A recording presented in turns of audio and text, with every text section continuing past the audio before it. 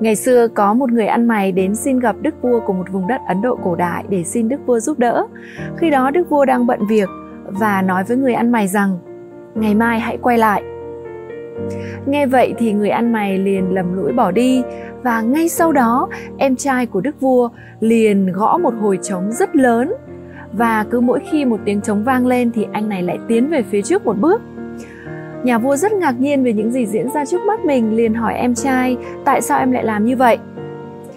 Thì người em trai mới giải thích với đức vua rằng em vừa phát hiện ra anh là một nhà tiên tri, vì vậy em muốn nói cho cả vương quốc này biết về sự thật này. Đức vua vẫn chưa hiểu điều gì đang xảy ra, vì thế hỏi người em của mình rằng ý của em là gì. Khi đó người em mới giải thích với đức vua rằng chẳng phải anh vừa nói với người ăn mày rằng ngày mai hãy quay trở lại sao?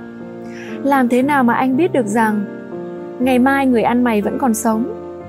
Và làm thế nào anh biết được rằng ngày mai anh vẫn còn ở đây? Và ngay cả khi anh và người ăn mày còn sống và còn ở đây vào ngày mai, làm sao anh biết được rằng ngày mai anh vẫn còn ở một vị thế có thể ban phát cho anh ta một thứ gì đó? Và cũng làm sao anh có thể biết được rằng cái thứ anh ban phát cho người ăn mày ngày mai vẫn còn là thứ mà người ta đang cần? Và cuối cùng, làm thế nào anh có thể biết được rằng ngày mai cả hai người vẫn còn một cơ hội để có thể gặp lại nhau? Chính vì vậy em thấy rằng anh là một nhà tiên tri vĩ đại, và em muốn nói cho cả vương quốc này được biết về sự thật đó. Đến đây nhà vua mới vỡ lẽ và hiểu được ra ngụ ý sâu xa đằng sau những lời nói của em trai mình. Vì vậy ngay lập tức ông cho gọi người ăn mày lúc này vẫn chưa đi quá xa quay trở lại vương quốc và ban cho anh ta sự giúp đỡ mà anh ta cần. Các bạn thân mến, cho dù chúng ta là ai, dù là một đức vua hay một người ăn xin, chúng ta cũng không thể dám chắc điều gì sẽ xảy ra với mình vào ngày mai. Vì thế, có lẽ một cách thông minh đó là hãy sống trọn vẹn trong khoảnh khắc hiện tại. Hãy làm những việc chúng ta có thể làm vào giây phút hiện tại. Hãy giúp những người chúng ta có thể giúp vào ngay giây phút này. Vậy thì câu hỏi đặt ra đó là làm thế nào để có thể sống trọn vẹn trong từng khoảnh khắc hiện tại?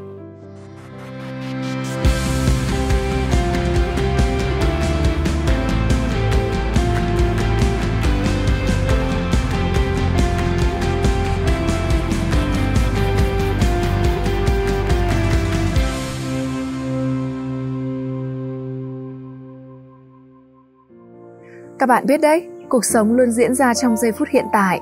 Nhưng thông thường chúng ta để hiện tại của mình tuột qua kẽ tay và để những giây phút quý giá của cuộc sống của mình bị lãng phí chính là bởi những nuối tiếc về quá khứ và những lo lắng về tương lai. Khi chúng ta đang làm việc thì chúng ta mơ tưởng tới kỳ nghỉ của mình. Nhưng khi chúng ta đang trong kỳ nghỉ của mình thì chúng ta lại lo lắng về việc công việc sẽ dồn ứ trên bàn làm việc khi các bạn trở lại cơ quan. Và cứ như thế chúng ta không tận hưởng trọn vẹn một giây phút hiện tại nào, bởi vì tâm trí của chúng ta quá bận rộn với những suy nghĩ liên tục thay đổi, giống như một chú khỉ chuyển từ cành cây này sang cành cây khác. Và trong video này thì tôi sẽ chia sẻ với các bạn một phương pháp vô cùng đơn giản và thú vị để giúp cho các bạn quay trở lại với giây phút hiện tại của mình một cách nhanh chóng, thay vì để cuộc sống của chúng ta trôi qua mà bạn chưa bao giờ thực sự sống. Phương pháp này vô cùng đơn giản. Khi bạn đưa sự tập trung của 5 giác quan vào việc quan sát những gì đang diễn ra trên thân thể bạn, trong tâm trí bạn, ngay giây phút này, đó là lúc mà bạn đã đưa mình quay trở về với giây phút hiện tại. Và trong giây phút hiện tại thì sẽ không có lo lắng, không có bất an, không có nỗi sợ hãi nào cả.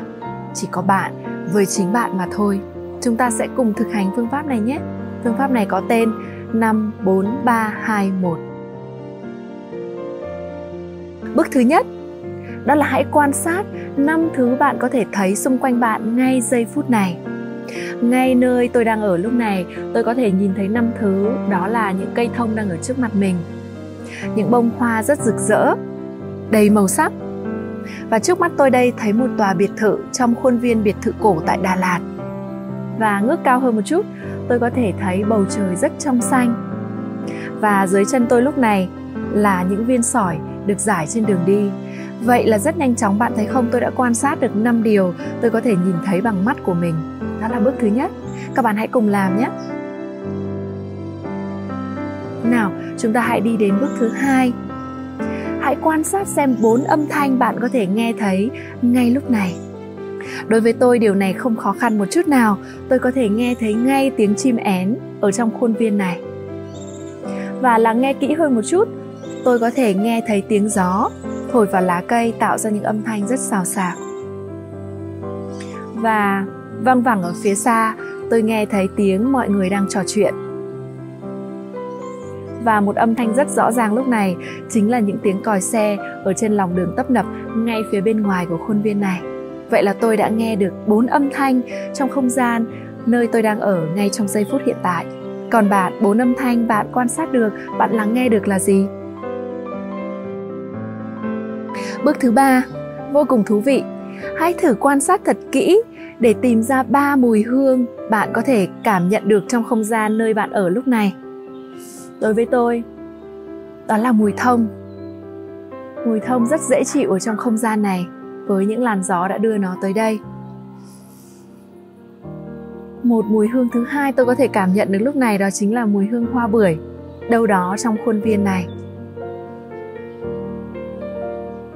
Và một chút xa xa hơn nữa, phảng phất mùi hương hoa ngọc lan.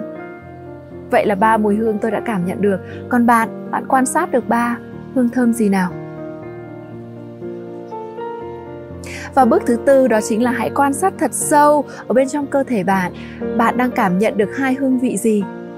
Đối với tôi nó khá đơn giản. Ngay lúc này tôi có thể cảm nhận được dư vị của món nước ép ổi mà tôi vừa uống, đó là vị chua và vị ngọt. Vậy là chúng ta đã đi đến những bước cuối cùng của phương pháp 5, 4, 3, 2, 1.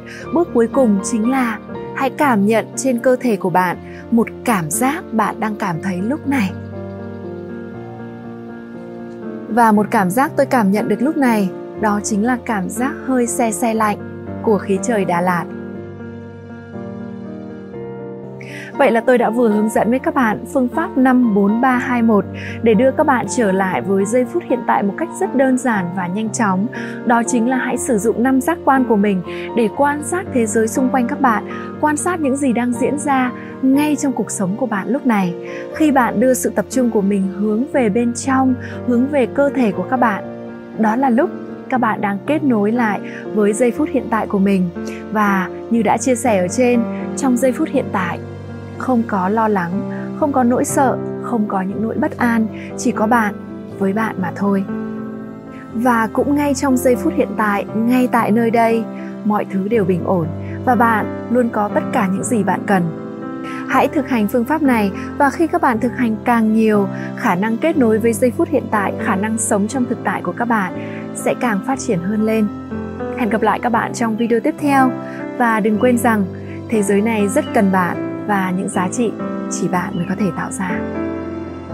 Suy nghĩ liên tục thay đổi, giống như một chú khỉ truyền từ cành cây này sang cành cây khác. Chúng ta vừa nghe tiếng khỉ đấy, thật là tuyệt vời. Hiệu ứng âm thanh là để hiện tại của mình vượt qua và để những giây phút quý giá của cuộc đời mình bị lãng phí.